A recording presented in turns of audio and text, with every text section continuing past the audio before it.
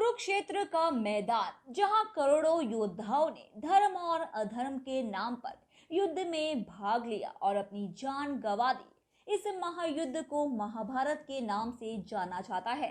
श्री कृष्ण ने इस युद्ध से पहले अर्जुन से कहा था कि इन योद्धाओं को गौर से देख लो, ये इस युग के सबसे महान और पराक्रमी योद्धा है, जो इस युद्ध के बाद शायद ही देखने को मिलेंगे और आने वाले युगों में ऐसे योद्धा फिर जन्म भी नहीं लेंगे।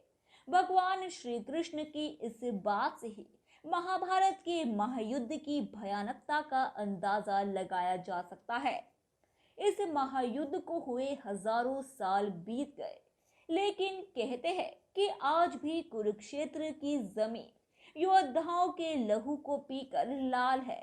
धर्म और अधर्म के इस युद्ध में धर्म की जीत के लिए कई महायोद्धाओं को छल पूर्वक और कईयों को युद्ध के नियम के विरुद्ध जाकर मार डाला गया, क्योंकि युद्ध का एक ही नियम होता है, जीत, और इसके लिए सारे नियम और लोकाचार भुला दिए जाते हैं। भीष्म महाभारत के महायुद्ध में सबसे बुजुर्ग और सभी योद्धाओं में श्रेष्ठ भीम थे। अपनी राजभक्ति के कारण इन्होंने कौरवों के साथ युद्ध में भाग लेने का निर्णय किया और पांडवों के विजय में सबसे बड़े बाधक बन गए। इन्हें पराजित किए बिना महाभारत के युद्ध में पांडवों का विजयी होना असंभव था, क्योंकि भीष्म कौरवों के सेनापति के तौर पर उनके ढाल बने हुए थे। 18 दिन तक चले इस युद्ध में भीष्म अकेले ही 10 दिनों तक पांडवों की सेना का संहार करते रहे। ऐसी स्थिति में भगवान श्री कृष्ण की सलाह से अर्जुन अपने रथ पर शिखंडी को लेकर आते हैं, जो ना पुरुष थे और ना स्त्री। भीष्म शिखंडी को एक स्त्री मानते थे और इस रहस्य से पांडव परिचित थे।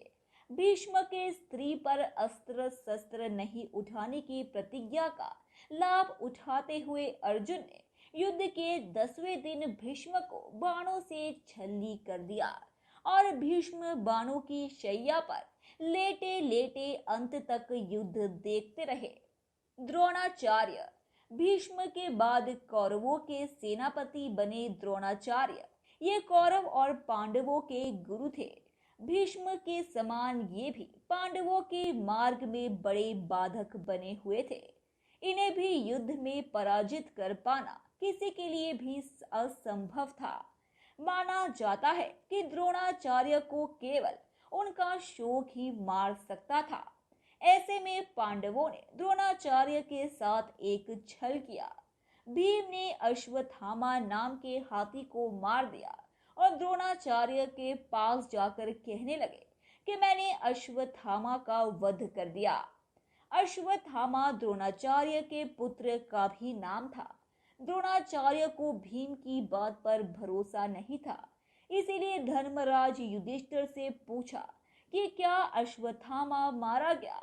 इस पर युधिष्ठिर ने कहा, अश्वत्थामा हतो नरो वा कुजरो वा, यानी अश्वत्थामा मारा गया, लेकिन ये नर भी हो सकता है और हाथी भी। जब युधिष्ठिर ये कह रहे थे, उस समय भगवान श्री कृष्ण ने शंखनाद कर दिया, जिससे द्रोणाचार्य बात को सही से सुन नहीं पाए और शोकाकुल होकर अपने अस्त्र शस्त्र रख दिए। मौके का फायदा उठाकर द्रौपदी के भाई दुष्टद्युम्न ने द्रोणाचार्य का वध कर दिया।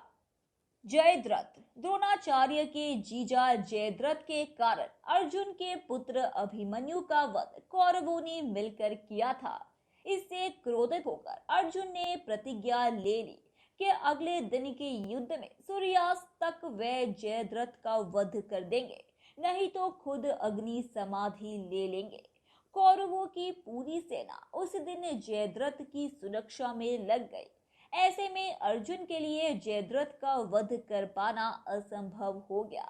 ऐसी स्थिति में श्री कृष्ण ने एक चाल चली।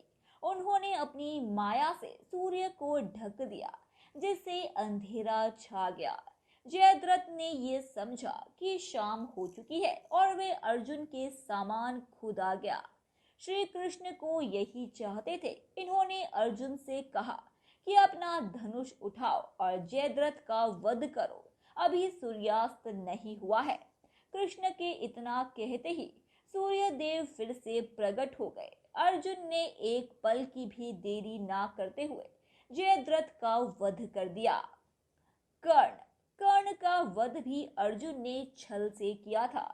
युद्ध के बीच एक शाप के कारण कर्ण के रथ का पहिया भूमि में धंस जाता है। उस समय निहत्थे कर्ण पर अर्जुन ने दिव्यास्त्र चला दिया और कर्ण वीर गति को प्राप्त हुए।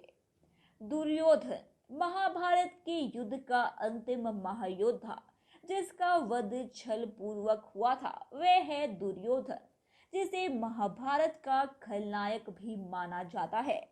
दुर्योधन और भीम के बीच में गदा युद्ध हुआ।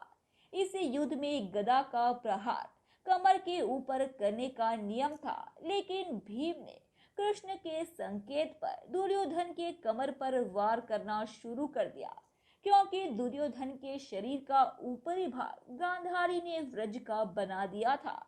इस तरह छल पूर्वक दुर्योधन का भी अंत कर दिया गया। धन्यवाद दोस्तों, उम्मीद है कि आपको हमारे द्वारा बताई गई जानकारी काफी पसंद आई होगी। इसीलिए ऐसे ही रोचक तथ्यों और रहस्यों को जानते रहने के लिए हमारे चैनल को सब्सक्राइब करें। अपनी प्रतिक्रिया कमेंट बॉक्स में दें, उसे लाइक करें और अपने दोस्तों रिश्तेदारों को भी इस जानकारी से रूबरू कराने के लिए हमारे इस चैनल को ज़्यादा से ज़्यादा शेयर करें।